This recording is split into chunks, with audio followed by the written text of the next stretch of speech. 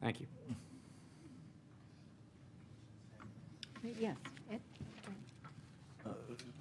Once again, thank you for being here, and I want to say I appreciate the studies that the IBO puts online.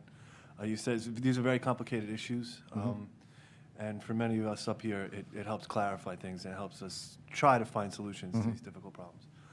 I mentioned earlier the idea of assessment caps. I know, obviously from your testimony, you frown upon assessment caps, but absent, wholesale changes to the property tax system, we're looking for some kind of relief for co-op owners.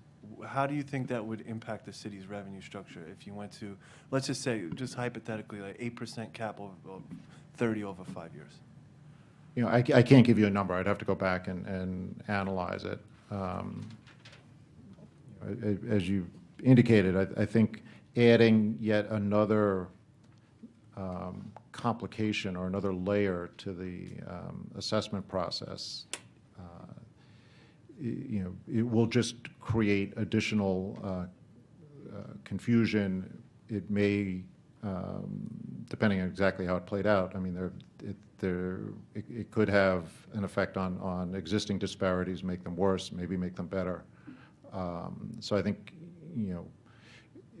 we would have to take a careful look before I indicated one or the other. Because to me, it seems like it's just a predictable, you can predict what kind of revenue stream you're going to get from year to year if you have caps. Are you suggesting caps and then removing the 581, or keeping the 581 in place and then adding caps on top of that? I'm not following. I'm not suggesting a new class. I'm suggesting just for co-ops and condos, if you would just cap the assessments at 8%, 30% over 5. But 8% based on sales-based market values or income? Not sales-based.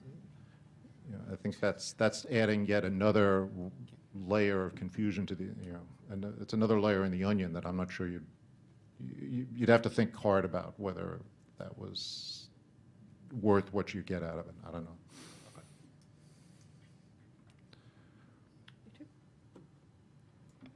Thank you again, Madam Chair, members of the committee, and as well to the IBO. You made these assessments according to the effective tax rate, and your testimony attests to that. And something earlier that Assemblymember Jonai was trying to point out is that renter properties or renters or tenants tend to pay the greater amount of the tax burden for the city of New York. So my question is, if that is the case, and we're pushing for this idea that we need to create more and more affordable housing, does that mean that the potential effective tax rate will go down because we're increasing the amount of individuals who are renting? Well, one difficulty in figuring out who's bearing the burden is how much of that property tax that the landlord is the one who's going to write the check to the city and pay the property tax. How much of that he or she is able to pass through onto the tenants themselves, and how much stays with the landlord. And it varies depending on market conditions. It can vary to some extent if it's a rent-regulated building or not, how much the landlord can actually pass along. So it's difficult to talk about how much is actually falling on tenants until you've worked out some estimates on how much of that bill actually passes through to the tenant. Clearly, if you've got property tax, effective tax rates on rental properties as we measure them, those are very high relative to, we've looked at other cities at different times. They're high relative to most other large cities in the country. That creates additional costs certainly for people thinking about developing new rental property. And it's one of the reasons the city has had to rely on tax incentives to spur development. I'm glad you mentioned that. Are we sort of uniquely doing this across the nation in the sense that does Chicago, that's a comparable metropolitan area, assessing the taxes for properties, either commercial or residential, in the same manner? I know it's sort of a... Yeah, I don't know specifically how Chicago does it. I mean, each city, or in many cases, is guided by their state law, but, is going to be doing it differently. Do you? Chicago does have a classified system. They have tax classes.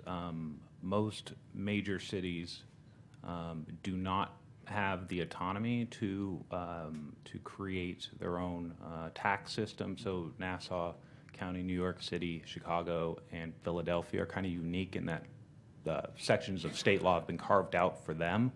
I'd say about 25%, sorry, not percent, close to half of the states have some type of classification system, even if it's just two classes, residential and non-residential.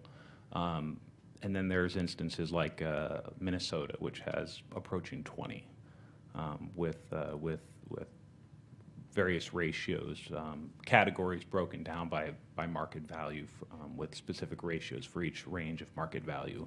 So it on that front, anyways, it can be more complex than what New York City has.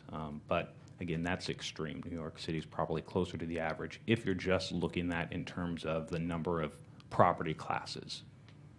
My final question, I kind of want to use a sort of a much more tangible example. So just outside of my district, Fordham Hill Oval exists, which is a series of co-ops that fall within my colleague's Assemblymember Jose Rivera's district. And in my district, 1950 Andrews Avenue, which we call the Castle, which kind of has a very similar structure, but they're all rental apartments. Would it be safe to say that Fordham Hill Oval and the Castle, 1950 Andrews Avenue in the Bronx, does 1950 Andrews Avenue, could you at least take a guess that they would pay more in property taxes than, let's say, Fordham Hill Oval? On a per unit basis or per square foot basis? I mean, I don't know how big these two properties are. So just to give you an example, so the Castle is a series of 7 buildings. Each building has roughly 6 floors. They have 5 units. You do the math. It's about 200 plus units, right? Yeah, I can't do that right here. One point I would make is, although we find that overall co-ops and condos have a lower effective tax rate than rentals, and that's, I think that's clear. There's, as I mentioned in my testimony, there's a lot of variation across the city in terms of how much lower it is. And in the Bronx and much of Queens, they're not the co-ops and condos do not benefit as much under the 581 as buildings in Manhattan and much of Brooklyn. So there's a variation across the city. So chances are, it may be low. I don't know. It may be lower than the comparable rental building nearby, but the gap may not be as wide in that particular area as it is citywide, because, as I said, the discounting works less in the Bronx than it tends to in Manhattan. Thank you. Thank you so much for your testimony, but I want to, we have a question, but another question, but is there anybody from city government still in the room? Is there anybody? Raise their hand. Us, but You, way back there. Okay. I just think that this, I just wanted to say that they seem to be a wonderful think tank for you to connect with city government. And so you probably do, but maybe you need to do more. I'm just, impressed with, but there doesn't seem to be the relationship on this issue. I could be wrong, but from my view, needs to be more connect. So, thank you. Thank you. Okay. Thank you, Chairwoman. Boy, Mr. Sweeting, I wish you would have gone on earlier. You would have saved me a lot of heartache.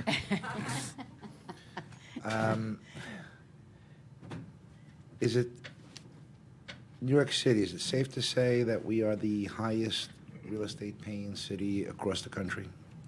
I don't know precisely, but I'm certain we're not the highest, particularly given how low we tax Class 1. So you would imagine we'd be at a high scale. I would think we're certainly not at the top. It's good to know. Is there an explanation of the neighborhoods that you've defined with the smallest market value discounts, why 8 of the 10 would be in the borough of the Bronx? I think a lot of it has to do with what you pick up as what the department is using as the comparable rental buildings. In much of Manhattan and Brooklyn, it's very common for one or more of the comparables that they're using to be rent-regulated buildings. And that's particularly on co-ops, less so on condos, but more on co-ops. So that you get, that if you're using a rent-regulated building, you've got a constrained rent roll and therefore a constrained income.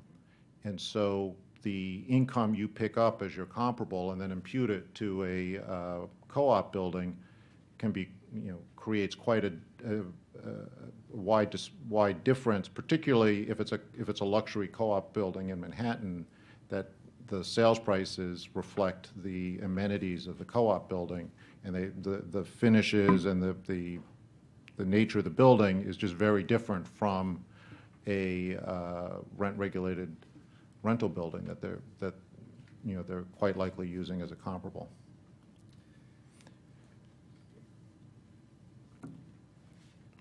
And you heard most of my comments early on about residential buildings picking up more than their fair share of the tax market and being passed on. You did indicate that it was hard for you to calculate how property owners pass the real estate taxes on to a tenant. Mm-hmm. But isn't that part of the formula that's used by the Rent Guidelines Board in determining what increases will be? Certainly increases in the tax are one of the items that goes into their owner cost index. But first of all, that's the increase each year. And so it's not directly the rent. It's not directly the property tax. If there is an annual increase. And then secondly, the cost index is not always used in finally determining what the rent increase will be. For example, this year there was the cost index indicated increasing costs, and the final Rent Guidelines Board number was 0 in terms of the annual increase. But yes, it is part of it's one of the things they're looking at when they're doing those calculations. And when it pertains to mixed-use properties or commercial properties, storefronts, commercial corridors, typically, how is the real estate tax bill handled with property owners and tenants? Again, when you're out of rent, so rent rate, the commercial part of a mixed-use building, there is no rent regulation, and so that's whatever the market will bear between the tenant and the landlord. Depending, the market conditions may change over time. If there's more demand for retail space on that corridor, the landlord is able to pass more of the property tax through to the tenant, who's willing to pay more because there's value in being on that space. If the corridor is declining, there's less demand for that space, the landlord may have to eat more of it. But according to this flawed tax structure that we have, that burden lies solely higher on those properties than others. I'm not going. I think we've presented the numbers on what they are. I think judgments about what's fair, what's right, are everyone is going to make their own judgment on what is it you want to do with the property tax. Where do you want the burden? The burden is going to go. It will be, and different people will have different thoughts on where it should be. So I'm not going to say that these indicate things are fair or unfair. These are what the numbers are. No, but based on the numbers, Yeah. it would be fair to say that there is an overburden of taxes being paid by Class 2 properties, especially residential specifically. Class 2 rentals have, the highest effective tax rate, other than the utility, of all the property types in the city. And if we're passed on, Some of that is passed on. We don't know how much, and it's going to vary building to building, or certainly neighborhood to neighborhood. But some part of it is passed on to the tenants. thank you. Thank you very much for your testimony. You're welcome. Very much. I think we're just going to take a stretch break for like 3.5 minutes or whatever. And then our next participant, Jack Frund or Frank Ritchie or Ricky, from the Rent Stabilization Association. We'll be right back.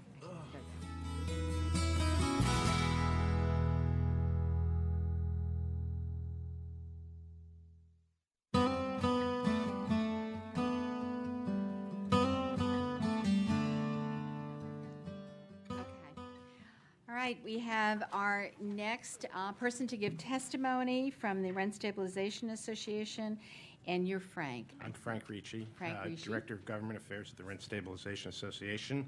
I will be the only one testifying today on behalf of RSA, and I will heed your advice that you made earlier, and I will summarize, because most of my testimony had to outline the inequities in the current system, which I think the Department of Finance did extremely well.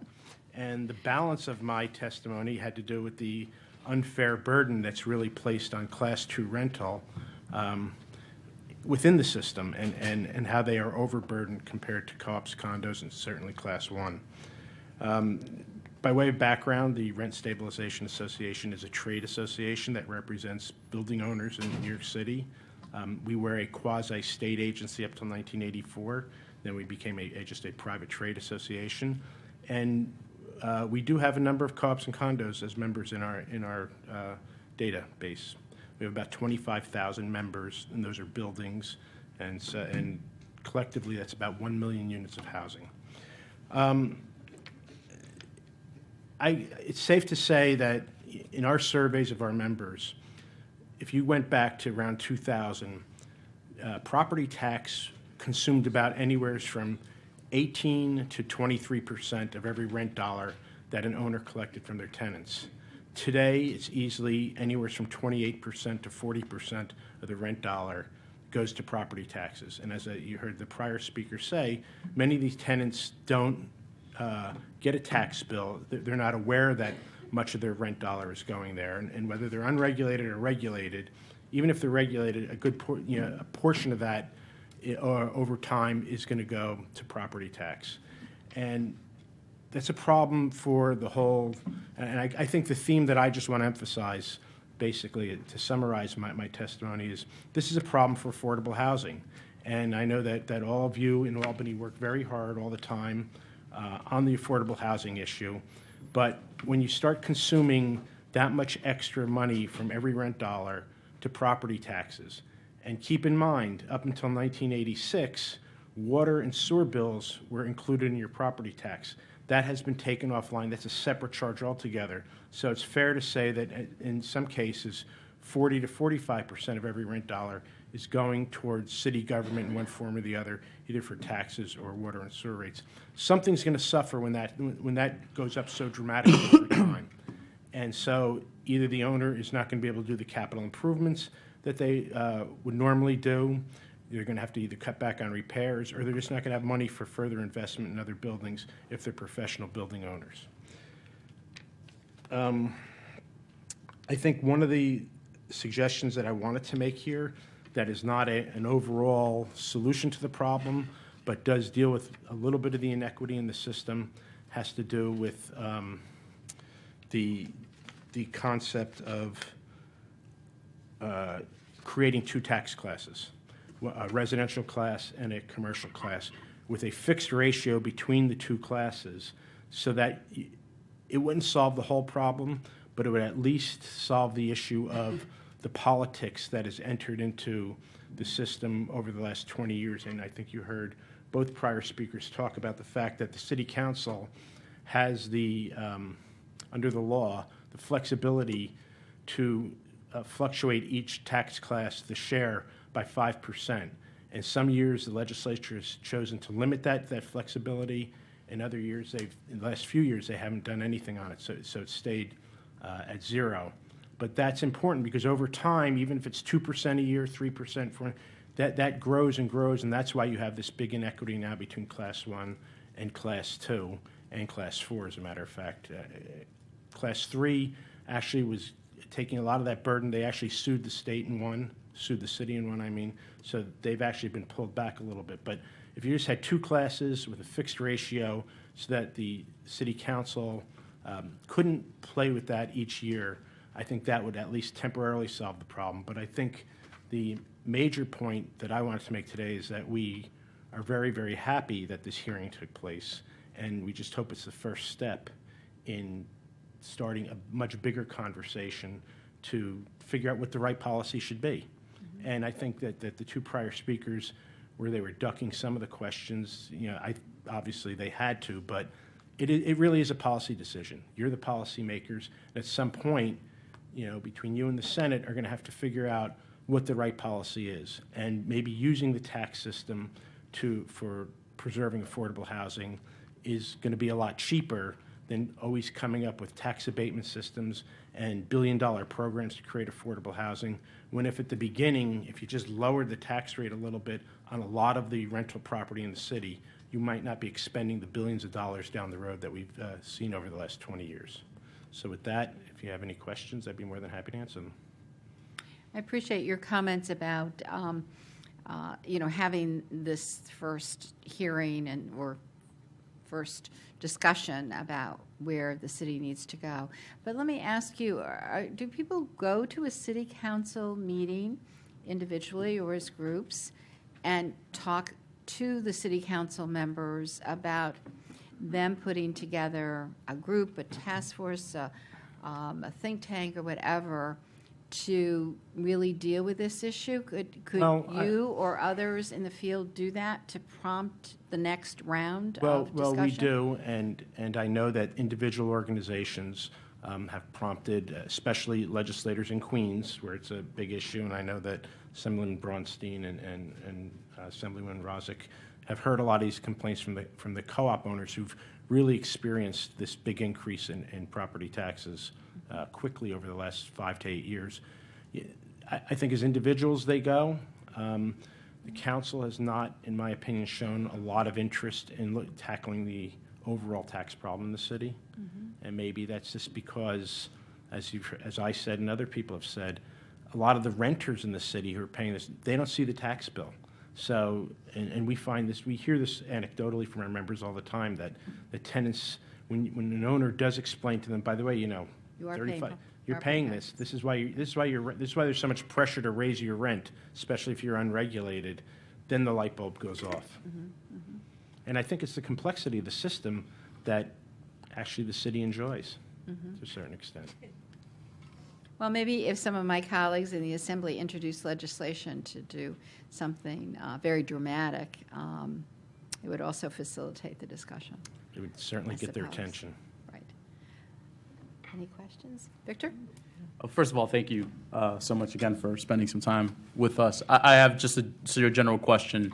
I think I heard the percentage earlier. So generally, what do you think in terms of the tenants that your members serve?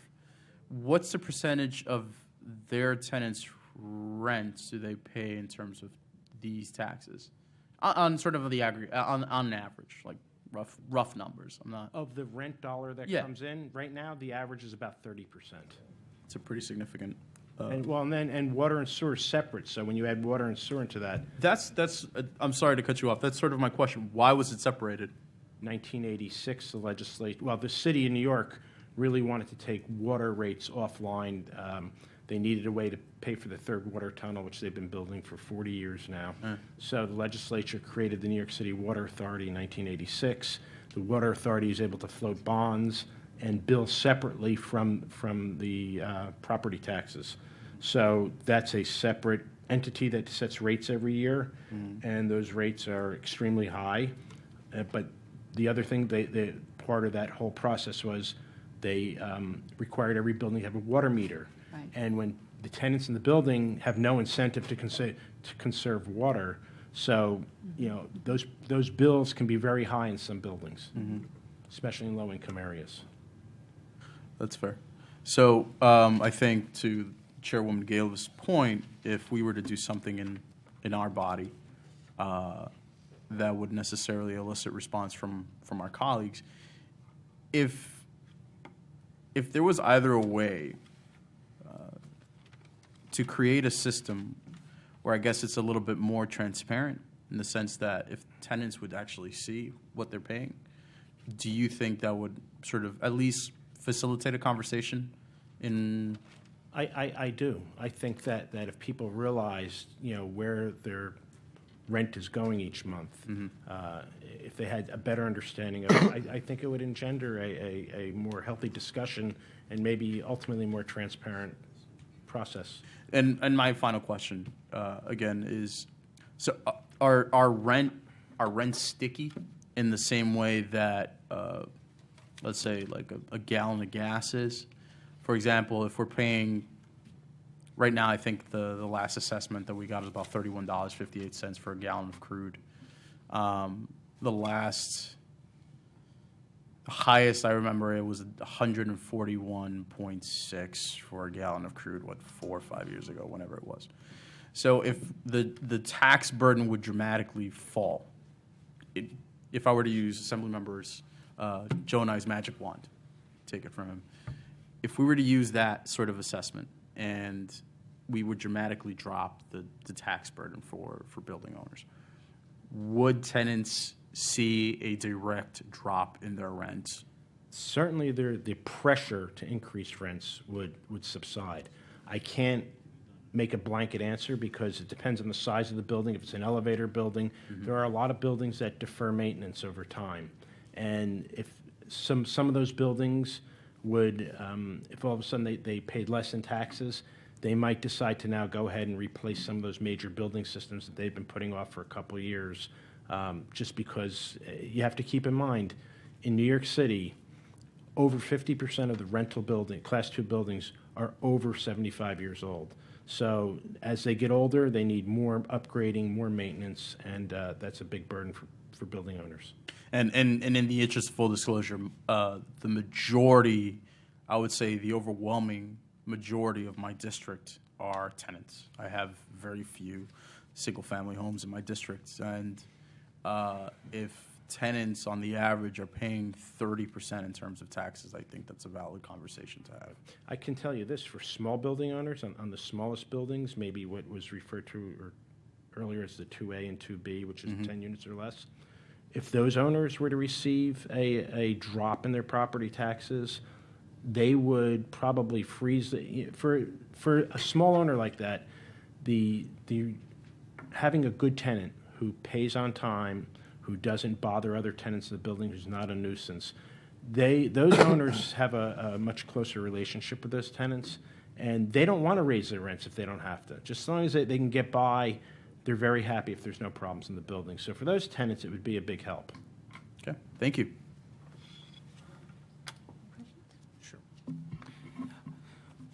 Thank you, Frank, for your testimony. A couple areas I wanted to go to. I'll start with the fixed ratio. Theoretically, we moved to a two-tier system, residential, commercial. Describe to me the fixed ratio, if that would have to be done by, that would have to be done by state statute in the state constitution, or neither? As far as we would prefer to see it in statute. I don't know if, changing the Constitution is a multi-year process, and I don't know when the last time we've had major change there. But certainly in statute, so that there is no flexibility at all from year to year for the city council to. that is the fear that if it was a number but it was fungible, that it could be something moved by the city council to fit what what any particular council wanted at that time, working much the way. So it wouldn't, you put the word fixed in quotation marks. Are you saying that's the case if it wouldn't be enshrined in state law? Well, I mean, it would defeat the purpose of having something like that if it were not enshrined in state law, I believe. Okay. My colleague, Assemblyman Pichardo, talked about some of the issues with it's really, to me, with taxes and the rent bill, it's really a matter partly of education, because if people are unaware that what comprises what they're paying each month is taxes, or some percentage of taxes, as you know, we tried to work on, I have legislation to try and achieve that, but it's not as easy because an owner has a single bill of property taxes, and then to enumerate that or split that amongst his or her tenants is difficult, and then could work a precedent against them, Department of Finance, and future lawsuits, either bringing them or defending them. I know that I think I have that bill pending, but it's subject to amendment. Is there any idea on, as an educational tool, can we use a legislative model to achieve that?